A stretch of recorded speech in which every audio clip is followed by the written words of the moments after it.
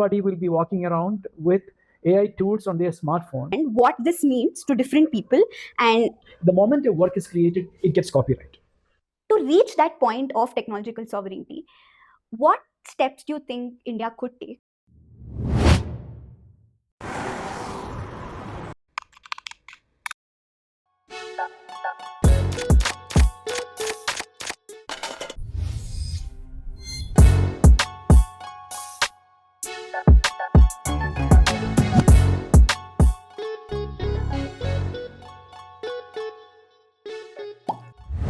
The last few days, I've been seeing, when I was scrolling through Instagram, I'm seeing that a lot of people have been posting pictures of them as 3D models.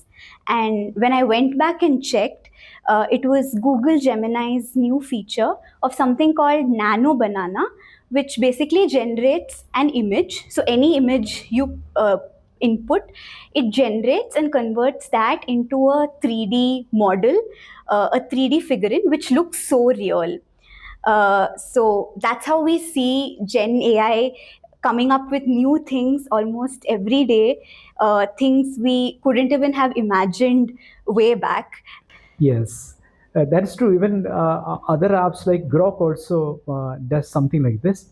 I had a photograph of mine where I was in a serious walk, talking to someone, and it was a serious conversation, and the seriousness was there on the face. And I asked Grok whether I can be placed in a beach, and lo and behold, I was on a beach dress on a beach. So all these things are possible now with AI. The tools are with everyone, and that's why Sam Altman tweeted about a few months back. In the near time, he's talking about in the next few years, everybody will be walking around with AI tools on their smartphone, which will provide them intelligence smarter than the smartest person lived in this planet. What we are looking at is a different world that is coming up. The Gen AIs and the LLMs are only the beginning. We will see artificial general intelligence coming in, and there is also this prediction of super intelligence. But we are at the beginning of a big revolution or a big leap forward for humanity as such. Definitely. And I'm so glad to have you today. We have Dr. Zakir Thomas with us today. I met him at the Spicy IP Summer School in May this year, and his perspectives really inspired me. Thank you so much for being here, and I'm super excited to have this conversation about something revolutionary today with you here. So Dr. Zakir Thomas has 35 years of experience working in the Government of India as an officer of Indian Revenue Service. He had been instrumental in some major policy initiatives in the field of intellectual property as a former registrar of copyright and the project director of open source drug discovery project. He has authored several book chapters and articles in peer-reviewed journals on intellectual property rights and its interplay with open source innovation, pharmaceutical industry, and copyright law. He was an invited faculty in WIPO seminars on IP. He has been an Indian delegate at WIPO and OECD Tax Forum. Dr. Thomas was a recipient of the Finance Minister's Award 2017, the highest honor conferred by the Income Tax Department. Prior to his retirement, he was a Director General of Income Tax Department, leading one of the largest e-governance projects in the country. Welcome, sir. We're so excited to have you today. Nice speaking to you, Sumisha. Thank you. So in today's episode, we are going to be covering some legal and policy issues around generative AI, and we're looking at copyright and beyond. So generative AI is essentially a type of AI that is able to generate images, text, and even music. Something called large language models, LLMs that we call, they are one of the underlying technologies of AI which use statistics and probabilities and produces outputs using learned probabilities. And when we look at the chat boxes that we use on a daily basis and the AI tools that we were speaking of in the beginning, the Chat GPT, Gemini AI, all of these are chat boxes by specific LLMs, which allow us to interact with AI. So, on this note, we would like to talk about various issues around Gen AI. And I think there have been a lot of copyright litigation around Gen AI that have been spoken about and discussed in the recent Yes. days, especially in India when the ANI Media versus OpenAI case came about. There was been a lot of discussions around copyright law in general started coming about. Yes. So, for us to also understand what this means to different people and what the positions of different stakeholders are, so we have news channels like ANI arguing that OpenAI and AI firms have been using copyrighted material to train these LLMs, which is copyright infringement, and also the output that is generated by by chat boxes like ChatGPT is copyright infringement. On one side, we also have creators and artists expressing their grievances on how AI has impacted their livelihood and it has been an economic hit to them. While we also have publishers who are in a dilemma whether to license out their work to these AI firms or not. And when they express their grievances, it again comes down to the AI firms using their copyrighted work to train these LLMs and them making profits out of it. But the original creators are not receiving compensation. While on the other hand, we have Gen AI companies arguing using defenses like fair use, transformative use, and that the elements that have been used are not a direct reproduction, but just the ideas and patterns being used, which are the non expressive elements. So, in this whole context of Gen AI and the issues around copyright infringement, let us look at the different stages of training these large language models. So, at the input stage, it involves copying different work and storing it for different time periods. So, in this process, what do you think uh, is the first principle approach that has to be followed in respect of copyright infringement? And do you think there should be copyright infringement while training the LLMs at the input stage? This is a very interesting question, and this question does not have easy answers. The reason is it's complex both at legal level and at technology level. Now, this is a completely new technology, and how does the technology work? And let us then go to the law. What it does is the large language models are neural networks, which are algorithms created of neural networks and layers upon layers. They're called large because these are into millions of parameters they go in. These neurons get trained based on the input they are getting through token. They make each input, they convert them into tokens, then relate to other neurons through statistical probabilities, as Sonisha explained. And what do these companies do? They scrape content from the net. They are disputing that they store any of this. They bring this content into an algorithm called transformer, which converts everything into these tokens and to these relationships, which trains this model. Once the model gets trained, these are not the content which is scraped is not stored by them, and the model then replicates, gives out an output based on the input, the prompt that you are giving to them. Now, what is the copyright owners? What are they saying? They are saying that, look, you have used our content, and that is a violation in usage, because you have accessed our content and you used our content. uh, is the claim of the copyright holders. Because of that, there is a violation.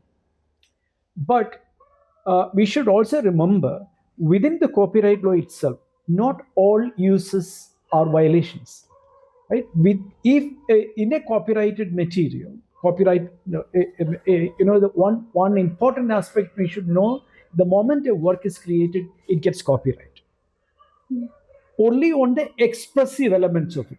The ideas that do not get copyright, the facts do not get copyright, the data as such do not get copyright.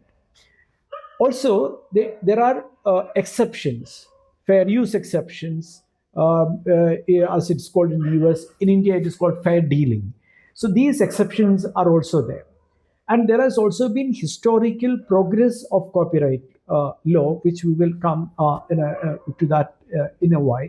But what is the defense? What are the AI or companies, big corporations, saying? Now, let us also remember that in the current architecture, we are talking about Gen AI companies who uses LLM technology. We would not like to use Gen AI and LLM as alternative terms. These are two different connotations. Let's focus it LLM as a technology which teaches models to give out a particular output. So these LLMs require huge compute power.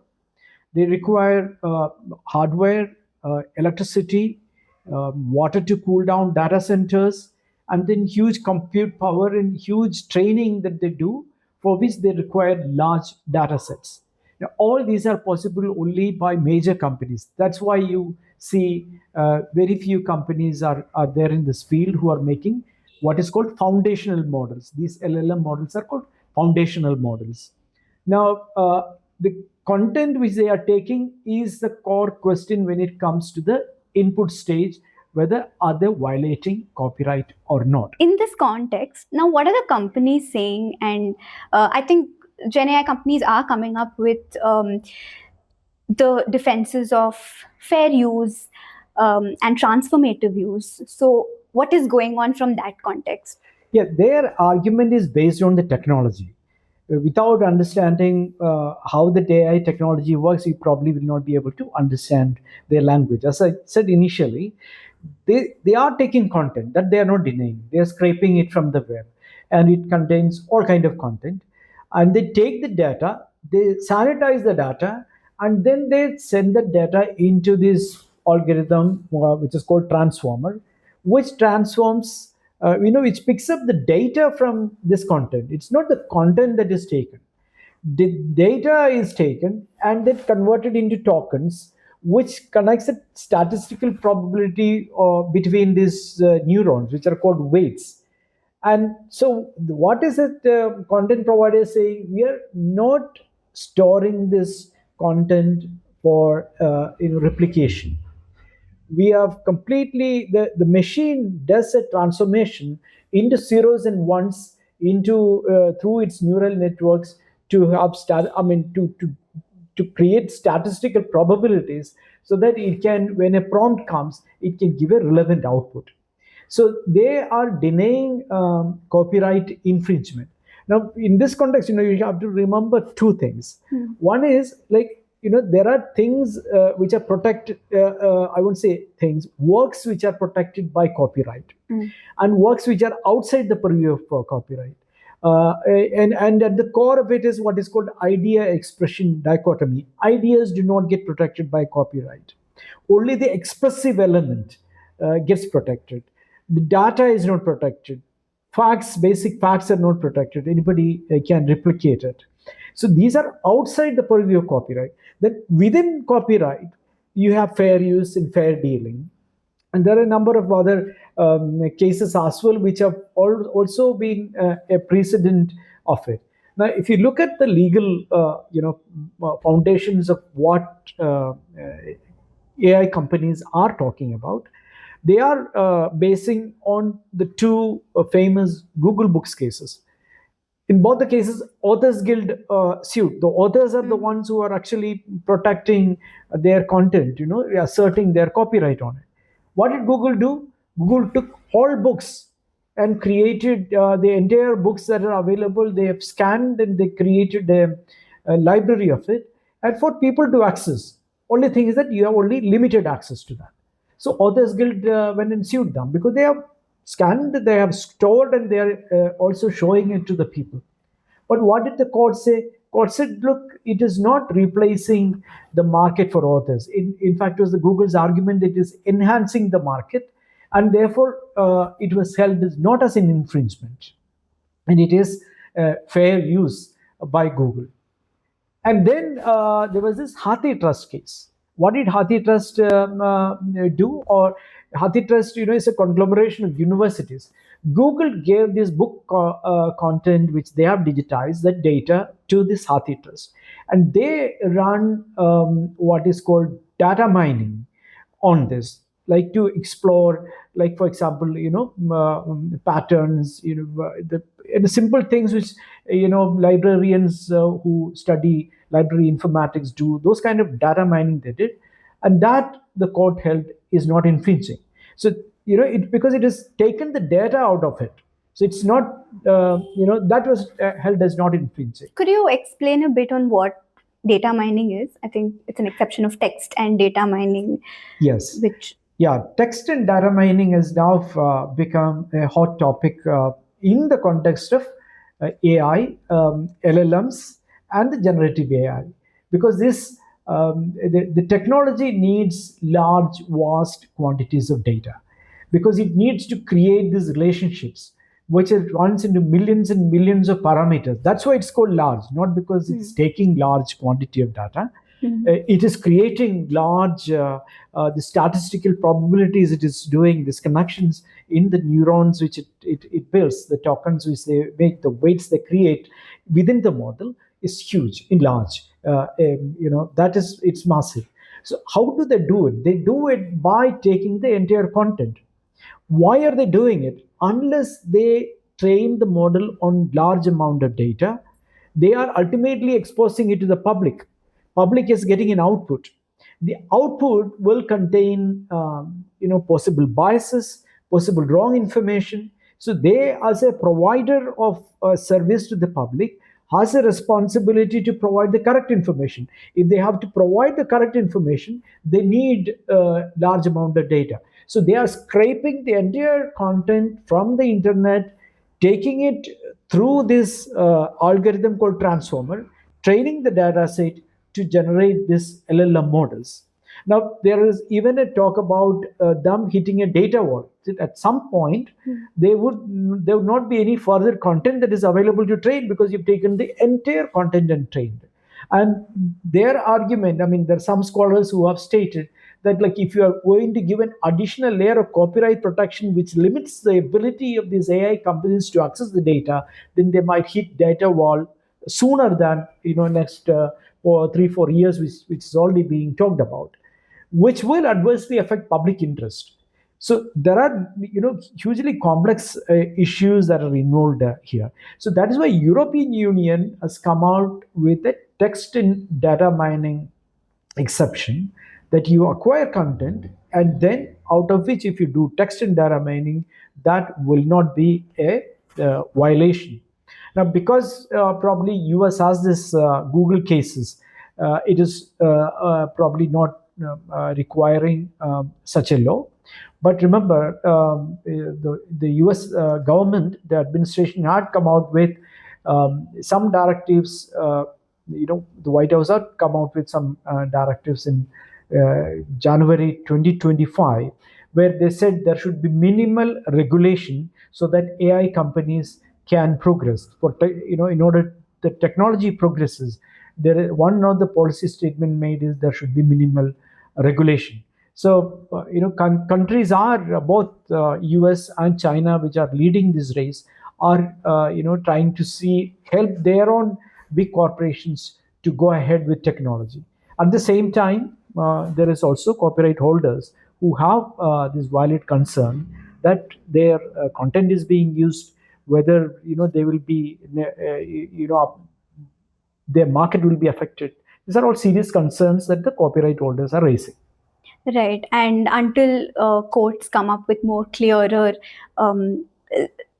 positions of law, and until we see what's coming next, like you said, we're also at the initial stages of Yes, a very interesting observation you have made that it's an initial. We are in initial stages, and if you look at the WIPO, where real study about these matters take place, and the international, like you are aware that Berne Convention of 1886, WIPO is the one who administers that convention, and WIPO had, like, in internet came into being in the early 90s, 92, 93. By 94 it had become kind of ubiquitous, and by 1996 WIPO had come out with the WCT and WPPT, the WIPO Copyright Treaty and WIPO Phonograms and Performers Treaty. Both these treaties were to bring the authors protection into the internet age. So these treaties were called internet treaties, right? And very quickly, I mean, it is about in about 3 4 years time of internet becoming almost universal, they had a solution to that. Now come forward, look at AI, the technology we have started really talking about in 2019, 2020, and by 22 23, these base models are there. The OpenAI and all were talking about chat GPT models which are available, and WIPO started discussion only in 2023. It initiated that discussion. And even in 2026, we see that WIPO member states, the body in which this discussion takes place is called the SCCR, Standing Committee on Copyright and Related Rights, a committee of WIPO. It contains all the member states, and the representatives of the member states are experts who deal with copyright law. They are now having a seminar to teach these experts about AI and its relationship. So WIPO is also WIPO is also in early stages of learning. The nation states have really not taken a position. I mean, nation states like US or China or EU have not really taken a serious position on AI in their submissions before SCCR.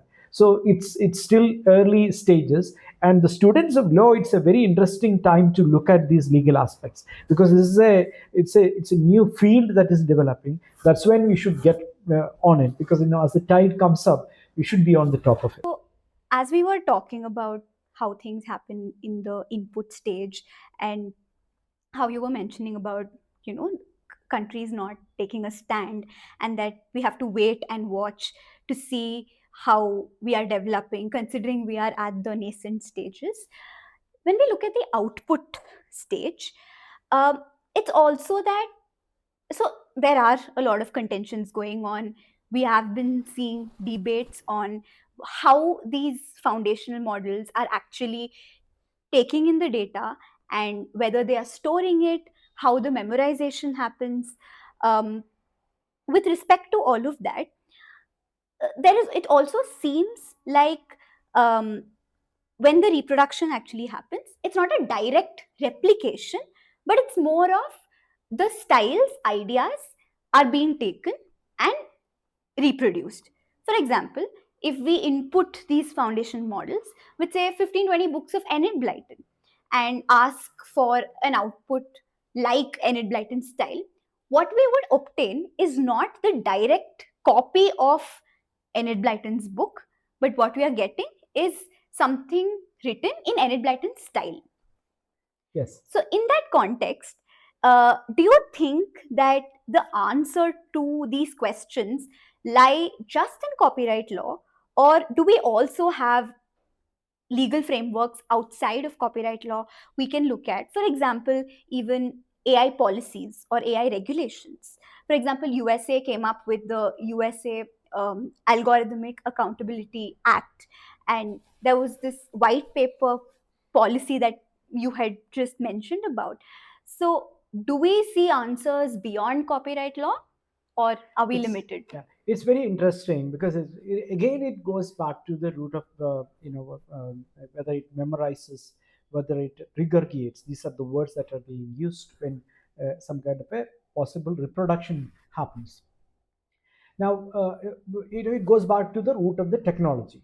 The technology companies are saying there is this black box problem. How the machine thinks and why and how it gives a particular output is not known. Essentially, in a very simplistic term, this is what the black box problem is. There is a dispute that is happening between the New York Times and the OpenAI in the United States. New York Times said that they have OpenAI has scraped content from the net, which includes New York Times as well, and their content is used, and therefore there is a copyright violation. And OpenAI said that no, we are not storing any of the work, we are not reproducing, we are only training, and therefore it is fair use. New York Times went back and gave about examples of about 100 instances where almost copy of their New York Times copyrighted materials were reproduced by this. Now that the technology companies are calling it regurgitation or memorization, which I think now the technology companies have probably moved beyond that. OpenAI said that at least that New York Times have probably hacked into their system to get, with prompts that are designed to get this kind of an output. So let's say there are a number of issues that are coming up. For example, at the output stage, uh, um, the accountability matter, which you mentioned about the Hmm. accountability issue. If there is a health advice that comes up and somebody follows it, and then what are the consequences of it? These huge LLM models, which are trained to read patterns, they are being used in artificial general intelligence as well. And suppose in a self-driving car using this AI, if there is a collision, what about the accountability of that? And recently we heard that someone talked to ChatGPT and then probably took an extreme step, an youngster. Hmm. So all these are serious concerns on accountability. It's not just accountability that is there. It's not just copyright law. Copyright law is in discussion because others are suing it. Then there is this big question of bias. How do you prevent bias? There is Human beings are essentially biased, and it gets reflected in our writings, in our data that we have, our expressiveness. There's this big question of gender issue. Exactly on the bias, the AI companies have an exact opposite argument. They say if they have to remove bias, they need larger amount of content. So Hmm. if you protect that content and the data, and they are unable to access it, then the output that public gets will be biased. So they are looking at, arguing a public interest in their accessing large content. So there are serious issues beyond copyright of AI's availability to other countries. Right now, these big AI companies are only in the US, where you're building foundational models, and in China. uh, Suppose these countries decide to stop access to our any country. For example, in one company in India was recently denied access to a platform technology by by a multinational company. So these are serious considerations on national security. There are also, when it comes to national security and defense, the drone warfare, which again AI is the one who is taking decisions. What about accountability there? There is this Geneva Convention, even now followed in war. Are they bound by Geneva Convention? There are environmental concerns. There are large number of environmentalists who really argue that these huge data centers which are required, the huge massive infrastructure that are required, consume large amount of power, the electricity. In fact, there is one view among experts that anything limits AI, that is availability of power, electricity. Hmm. And then cooling, it requires a large amount of water for cooling these data sets. And there's somebody I was saying that, look, you run a prompt and probably it uses as much as 1 liter of water to answer that. Uh, so the environmental harm is an issue. There are also other concerns like privacy issues. Yours and our photos are taken out of the net, scraped out, and used. Our personal information probably has been scraped, and we can't say used. The machines are learning Learning. from that. So these are serious concerns. There are wide area beyond copyright that is there. But at the core of it is this training of the model where access to information and data is there. That's where the copyright plays out as a major issue. And since you mentioned about the White House directive, one aspect of it, one policy line which US has taken, is that there should be minimal regulation which prevents AI companies from progressing this technology. So that is where things are going. And there again, I am a little worried about some early steps that India took. uh, Probably there is a report by the Ministry of Information Technology. Not it is not a report by the Ministry of Information Technology. A committee has submitted a report where it is mentioned that there is copyright violation, and they need to take copyright permissions from the right holders. Uh, Look, it is not as simple as that. You have to really understand the AI company's argument. Are these copyright elements that are getting infringed? Is there an infringement at all? Is a question that need to be seriously looked at. uh, and we shouldn't run into a permission era whereby our models do not get trained. And there is a special problem that we will encounter in India, because we are a wide, vast country, different cultures, different languages. And if our people have to access AI based information in their local languages, we need to train this model in their local languages, in their beliefs, in their cultures, and it has to reflect their ethos. If that has to be reflected, then we have to train them on those data sets. If you put a copyright layer of protection before other countries are doing, before an international consensus is arrived at, then we will run into serious difficulty that we will not have access to, or our people will not have access to these technologies. So there is this old Latin saying, "Festina lente," hasten slowly. To policymakers, that's what we can advise. Wow, that's a very beautiful line that you mentioned. And if I just have to understand, put everything together and understand what you spoke about, we spoke about a conflict that is there between, privacy, where there are concerns that our data is being scraped and information is being obtained by these AI companies. But at the same time, we also have this problem of bias.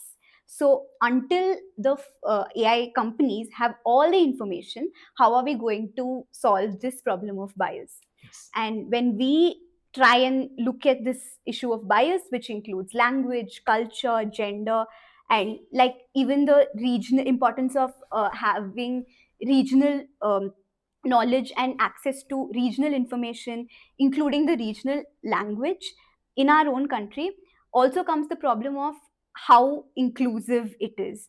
Because we also see that a lot of data labelers and people who are involved in the human elements of um, training these models are people who are from the indigenous communities, marginalized communities. But at the end of it, when we look at how holistically available is the data, or when we get the data, is it inclusive of every group? Is it inclusive of everything? We see bias. So if the what is inputted is just the first Yeah. word and the first level of the first labels involved, then it's also difficult to expect a holistic uh, approach. Yeah, that's why there is And this discussion about AI sovereignty. If you recall, NVIDIA CEO was mentioning about AI sovereignty, that every nation should have its own AI, because it need to be trained for, with their data, their language, their culture, and their belief, as we had discussed. And that is where all countries will need to really sit up and look at this technology, because it's going to be transformative. It is going to impact us much sooner than we expected, in ways probably we are not imagining, because we are going to get intelligence in our hands, in the words of Sam Altman, much smarter than the smartest person lived, which our imagination is limited by our ability to think. When artificial general intelligence comes, it can imagine things which are much beyond that. So we are looking at a very exciting world of tomorrow, So there we cannot be left behind. Countries like India need to be at the forefront of innovation. At least we shouldn't be, losing out in this race. And other countries as well, not just India. In fact, every country will need to take serious note of this. And looking forward to this exciting world, we also have other concerns that we need to set out. Like you mentioned very clearly about the importance of technological sovereignty and how India is to take the path of autonomy and training the models within the country itself. Um, to reach that point of technological sovereignty, what steps do you think India could take? Also considering a difference between hardware sovereignty and software sovereignty, or like, firstly, is there Both a are difference there. and how would that play out in this context? Yes, both are important because it's hugely AI is hugely hardware dependent, and that is the reason why these are limited to few companies, because it's extremely resource intensive. It requires huge investment in data centers, huge investment in electricity generation. China has gone ahead and built huge power capacity, electricity capacity, already looking at the world of tomorrow, which will Hmm. require huge electricity consumption. It requires huge amount of water to cool these data centers. So there is a huge infrastructure that need to be set up, which is resource incentive, it resource intensive. And since it is resource intensive, big companies and the governments will have to support it. And I'm so happy that government of India is actually supporting setting up of data centers. They have announced the AI mission. These are going ahead, but of course we need to really catch up with the US and China. And then there is this the other side of the soft side of it, where the LLMs have to be created, generated, they have to be trained, then applications have to be built on it, and then agentic AI is there. We need to, so that our people who are interacting with the AI can respond to their, it can respond to the requests in languages which they speak, whether you speak in Hindi or English, Urdu, Telugu, Kannada, Bengali, Malayalam, whatever. It has to respond to that. So we need to create agentic AIs, and even in the field of education, a large number of startups are working. And the good thing is that agentic AI level, there are large number of startups that are working to customize and scale this to certain levels. The benefit that India has, we can scale the agentic models to a level which other countries cannot, do not have that kind of a luxury of having huge population who are tech savvy as well. And how would open source movement play a role in achieving this level of scale and to uh, look at that point of being autonomous, not just hardware, but specifically with respect to software sovereignty that we would like to mention? And with respect to how the open source movement would play out, what do you think should India's approach look like in achieving this? For example, in Spain and Germany, now various organizations have come up with um, tools to allow them for to create a path for them towards technological sovereignty in the form of regional cloud computing, which is sovereign and specific to those countries specifically, so that they are not dependent on nations like the US. So for us to be sovereign is also to reduce that dependency and be more less vulnerable in that context, so that if something happens there, we are not the ones who are getting affected. So how would India's approach to open source movement look like in this Yes, regard? yes, because of this reason, India should wholeheartedly embrace open source movement in AI. Luckily, world over, the many of the tools that go into the foundational models are in the open source. They are, whether China or US, these tools are now in the open source, which enables us to take those and then develop further on that. Now let us look at open source at at software level, uh, as well as then open access licenses, where we need a creative, where the content is taken. uh, there are Creative Commons licenses which were permissive, but there is a court case that is happening currently in US, where a Creative Commons license holder has sued AI, saying that there is no attribution and their material has been used. So this is again at both levels. At the input level itself, there are concerns, not just Hmm. open source, but as well as open access concerns are there. But open source, so far as software is concerned, at the foundational model level, building applications on the top of that, agentic AIs, these are areas where India should adopt the open source model, so that many of our young startup ecosystem and the entrepreneurs and the technocrats working there can develop and take India forward in this new technology era. I want to bring that point where you mentioned about open access, um, and take this conversation to a slightly different tangent. So, when we look at the big um, houses, the big corporations, so let's rewind a bit to pre AI era.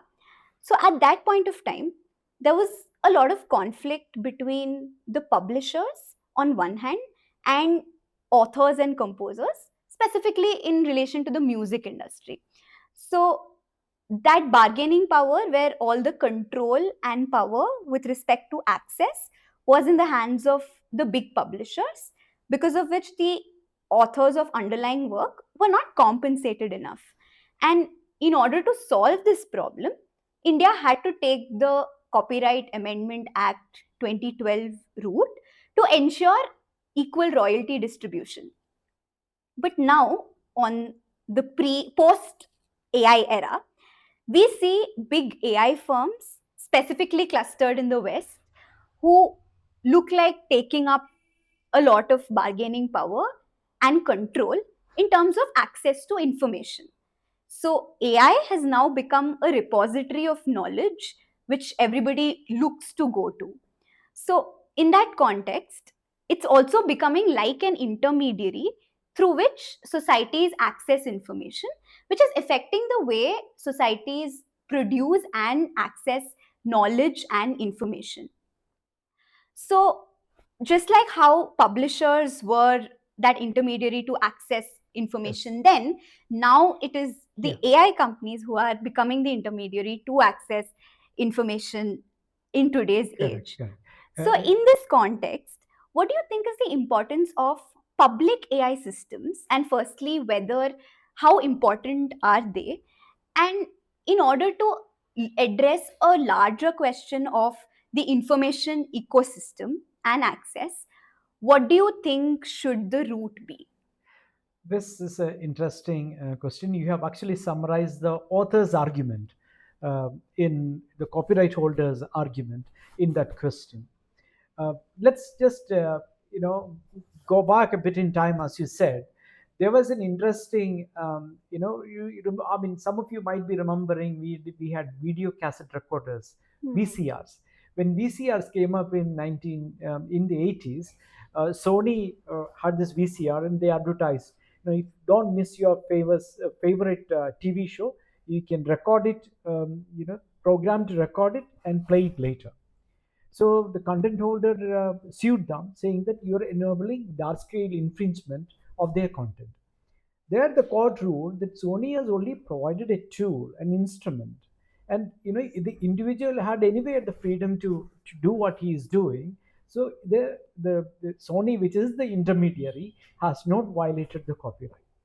Right? Hmm. So these is the argument. This is the argument of AI companies even now. They are providing a tool, and the tool gives access, like what Google does. So, however, let us also remember that, like, even though a researcher asks AI a specific question and probably gets an answer, he will have to will look at research papers, of which The AI will not provide that. The chat GPTs or any of these the AI tools will not give you that entire content of a research paper. You will have to access that paper and then get your data or information from there. So it is it's not replacing entire access. It is in in some way it is a sophisticated Google search engine, but of course it come up with language in the way in which humans are speaking. And at this context, you should remember one thing: what differentiated human beings from in the animal kingdom? We are also part of the animal kingdom. The facility of language. Now the facility of language is with the machine, right? So that is this is a change that is happening, fundamental change that is happening in our interaction with technology. The machine will probably at some point will start speaking back to us in the way in which humans interact in some point in future. So the technological progress is something which we cannot stop. The law will have to evolve and adapt to it.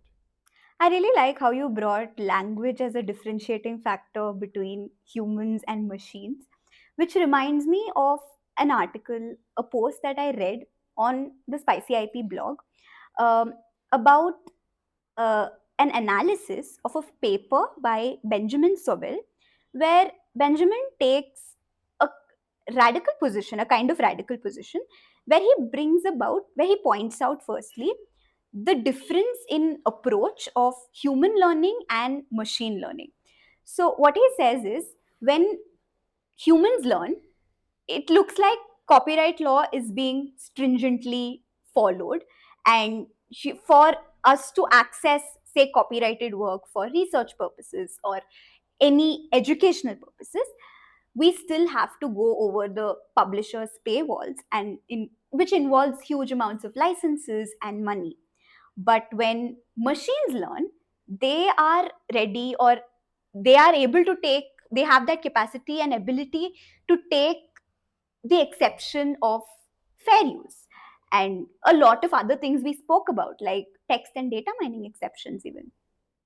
So, in that context, he argues for a kind of extreme position where the goal has to be a common approach, a common copyright treatment for both human learning and machine learning. And in that context, I would also like to bring attention to the recent SciHub case, where the Delhi High Court banned access to the website of SciHub, so shadow libraries like SciHub and SciNet, which initially which allowed access, which allowed researchers and students to access millions of papers, books, irrespective of copyright, by bypassing the publisher's paywalls. Now that this ban has come about, it is very difficult for researchers to get access to those. And in the context of this ban, what do you think could be the probable AI impacts? So, I remember you mentioned some Yes. time back that AI would not uh, be able to replace this resource and information, because, say, scientists and researchers still need access to those journals and those articles to be able to do what they want to do and not just rely on AI. But we also have other concerns, like uh, the firms taking over and the firms accessing copyrighted material from shadow libraries like SciHub to train their data models and produce the output. So, in that context, there would still probably be some kind of an AI angle and AI concern after this ban. For example, there was also this article that I was reading yesterday, which spoke about how Apple has now used Apple bots to scrape data and obtain and reach to certain shadow libraries and obtain copyrighted material from there to train their data sets. So, what are all the AI possible outcomes and possible angles Yeah. which would be applicable in India, Yeah. specifically after the SciHub ban? See, interesting, isn't it? As individuals, we are probably more on the rough side of copyright law than these big companies. But like if you really look at it from a slightly different angle, take a policy look at it. Copyright law and even patent law permits government use. Government use means what? Like it's a public use, used by large number of people. Now these big companies are, though they are profit earning, they are in commerce, they are making profits, but they are making it available to people across the world. So, but courts, when they are looking at this, like the Sony Betamax case or the Google case, they are more permissive when a big company, which is making it available to a large population, um, is alleged an infringement than an individual. And when it comes to individual, you see that we are on the rough side because the right holders will come up and lecture us on all limitations, including in our libraries we hear that we can only make a copy of one third of a book, or some only some number of pages, etc., while our copyright law does not mention any such limits. These are all artificially imposed by the right holders on through whatever mechanism to us as individuals. So, but the law exists. We need to comply with the law. The solution to this SciHub issue is probably what the government initiated: one nation, one subscription model, where users can access lawfully. It means the researchers in our universities, at least. I'm not talking about personal private use of individuals. At least the students and researchers in our universities and scientific institutions should be able to access all journals. It's a good initiative, but there are now reports that it is slow in taking off. Uh, Now you don't have any shadow libraries, and I will not accept, advocate accessing shadow libraries, but I would strongly advocate that we should make these libraries lawfully accessible to our universities and researchers. I think the one nation, one subscription scheme that you were talking about, there are also other implementation issues going on about with it. Like, I think the access can be only with those institutions which have signed up with the government or signed up with,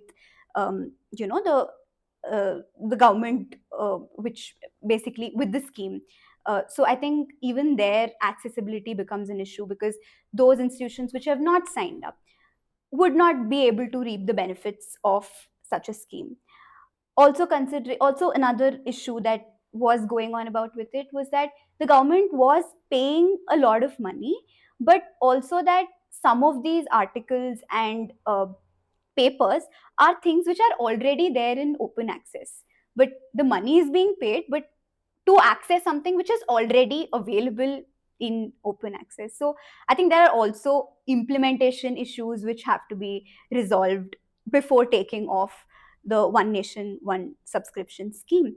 But I think schemes like that is also very important, because it's very difficult for students and researchers otherwise, because till the time we are in college, we get access to those journals and articles which the college has signed up for and not otherwise. And once you get out of college, because of this ban, now there's also difficulty in accessing other journals and articles, including the ones that the college had signed up for, because now you're no longer in the college. And you'll have to now pay huge amounts, which is very difficult for a country like India to afford, for access to basic education and research. Open access to information, to tools of education is very important, particularly in the context of a developing country. And as you very well said, that for individuals it's prohibitively expensive. Though copyright law provides a specific exception in the fair dealing clause for private personal use, including research, you can access a copyrighted material. But the technological barriers which are there, like the sign in and then the payment barriers that are kept, prevents us enjoying what the law otherwise provides. And that's a very complex issue. The government needs to be really aware that if we have to really progress as a nation in a knowledge economy, then we need to give them access to scholarly materials, and that should be available to researchers. You've greatly pointed out a lot of issues, and I think we had a whole bunch of discussion on many things, starting right from the how these LLM models work, moving into the copyright infringement, and then we looked at different stages, at the input stage, output stage. Um, we also looked into exceptions like uh, text and data mining exceptions. I think we holistically covered what different stakeholders had to say about it and where we as a country are moving towards. We then came into the importance of technological sovereignty and the open source movement, and then into a very important question of access and how generative AI would play out in achieving access to information and addressing a larger question of information ecosystem. There were also a lot of pointers we touched upon which we didn't go in depth, like the text and data mining exception, which we could speak a whole podcast on. The different harms that you were mentioning, like I think the environment harms, which are possible, which could possibly come up, and which is existing while these data centers are developing, with a requirement, with a resource intensive requirement, uh, is another whole issue which we could speak about. So although that those things were not the scope of this podcast, we still managed to touch upon many other issues. Thank you so much for being here today and so patiently explaining all of this in great depth. Um, it was a great conversation with you. I learned a lot through this. Um, do you have any last words or anything that you would like to talk about on this topic before we end this? Thank you very much. Yeah, we are living in exciting times, and probably in the next 10 years, we'll see huge changes that are coming in. And everyone should at least be generally aware of it. And for law students, exciting time to study law. Thank you very much. I really enjoyed speaking to you. Wonderful conversation. Thank you. Thank you.